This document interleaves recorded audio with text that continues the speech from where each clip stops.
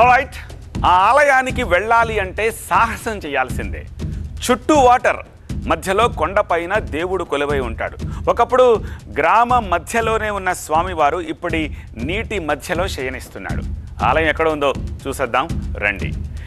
రాజన్న సిరిసిల్ల జిల్లా బోయినపల్లి మండలం వరదవెల్లిలో కొండపై స్వయంభువుగా దత్తాత్రేయ స్వామి వెలిశారని భక్తులు నమ్ముతూ ఉంటారు. ఇక్కడ రాహు సర్ప శయన రూపంలో స్వామివారు దర్శనమిస్తారు.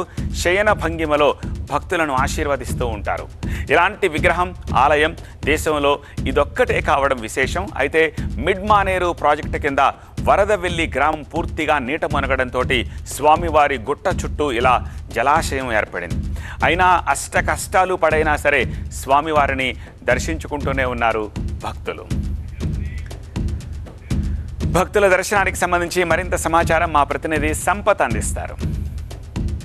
Dattatreya pickle business, non veg పచ్చళ్లను తయారు చేస్తూ 5 లక్షలు సంపాదిస్తున్నారు వీరు. మీరు కూడా అలా సంపాదించాలా? అయితే ఫ్రీడమ్ యాప్ని డౌన్లోడ్ చేసుకోండి. స్వామిని దర్శించుకోవాలంటే ఈ విధంగా బోట్ ద్వారా రావాల్సిందే. దత్తాత్రేయ స్వామి కొండపైన కొలువై ఉన్న నేపథ్యంలో స్వామివారు మాత్రం ముంపుకు గురి కాలేదు. ఈ స్వామివారిని దర్శించుకుంటే కోరిన కోరికలు తీరుతానే భక్తుల నమ్మకం. దీంతో భక్తులు పెద్ద సంఖ్యలో స్వామివారిని దర్శించుకోవడానికి ఆసక్తి చూపుతున్నారు.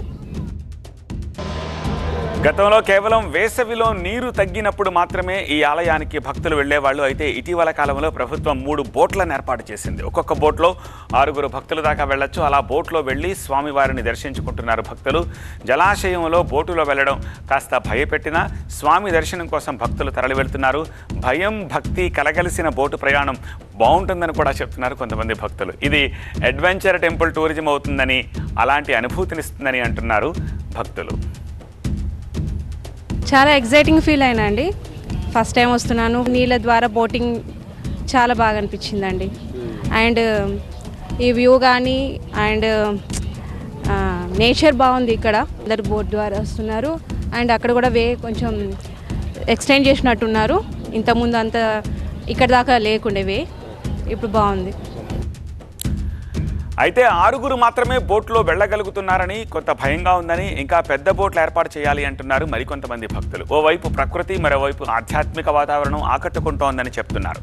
ఆలయం వరకు బ్రిడ్జ్ నిర్మించాలని డిమాండ్ చేస్తున్న వాళ్ళు కూడా ఉన్నారు. ఈ చిన్న బోట్ ఉంది కనుక స్వామి, ఇందులో 6 వస్తున్నారు. 6 రావటం వల్ల ఏంటంటే ఇది కొంచెం ఎక్కువ ఉండేది స్టీమర్ పెడితే బాగుంటుంది. దీనివల్ల కొంచెం భయం ఆందోళన ఉంది. ఎందుకంటే నీళ్ళ శాతం ఎక్కువ ఉంది కనుక ఇంకా కొంచెం ఫెసిలిటీస్ కల్పించాలని ప్రభుత్వము విన్నవించుకుంటున్నాం స్వామి. దేశం మొత్తంలో ఇలాంటి దత్తాత్రేయ స్వామి ఆలయం లేదు అంటున్నారు అర్చకులు. రాహు శయన సర్పరూపంలో దత్తాత్రేయ స్వామి దర్శనమిచ్చే ఏకైక క్షేత్రం ఇదే అని చెప్తున్నారు. ఈ స్వామిని దర్శించుకుంటే రాహు కేతు దోషాలు తొలగిపోతాయంటున్నారు. మన భారతదేశంలోనే ఇటువంటి ఆలయం లేదు. ఈ రూపంలో ఉన్నటువంటి దత్తుడు లేడు. కాబట్టి అనేక రాష్ట్రాల నుంచి వెళ్ళి ఇక్కడికి వస్తున్నారు. స్వామివారు కొలిచిన వారికి కొంగు బంగారమై నిలుస్తూ ఉన్నారు. కాబట్టి ఎటువంటి కోరికలున్నా, ముఖ్యంగా రాహుగ్రహ కేతుగ్రహ దోషాలు, సంతానం లేనటువంటి వానికి, ఆరోగ్యం లేనటువంటి వారికి ఏ కోరిక కోరుకుంటే అది వెంటనే.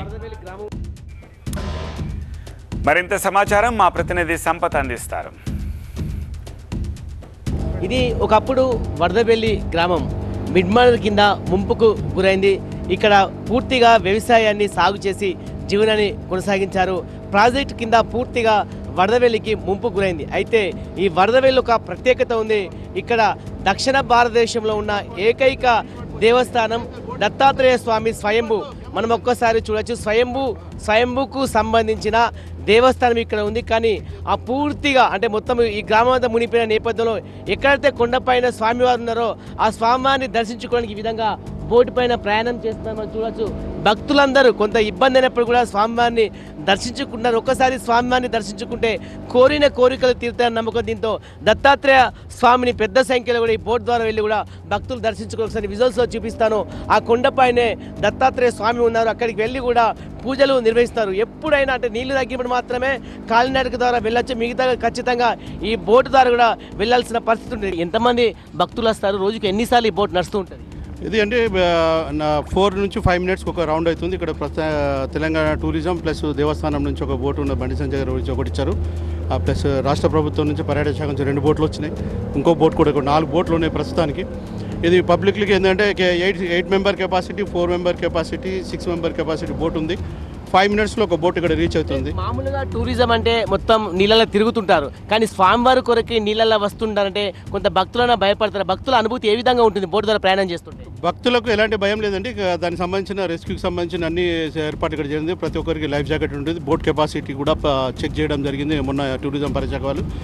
ప్రత్యేక దాన్ని బట్టే దీనికి లోడ్ ఎక్కువ ఉన్నా కూడా మేము తీసుకెళ్ళి తక్కువ వరకే తీసుకెళ్తాం.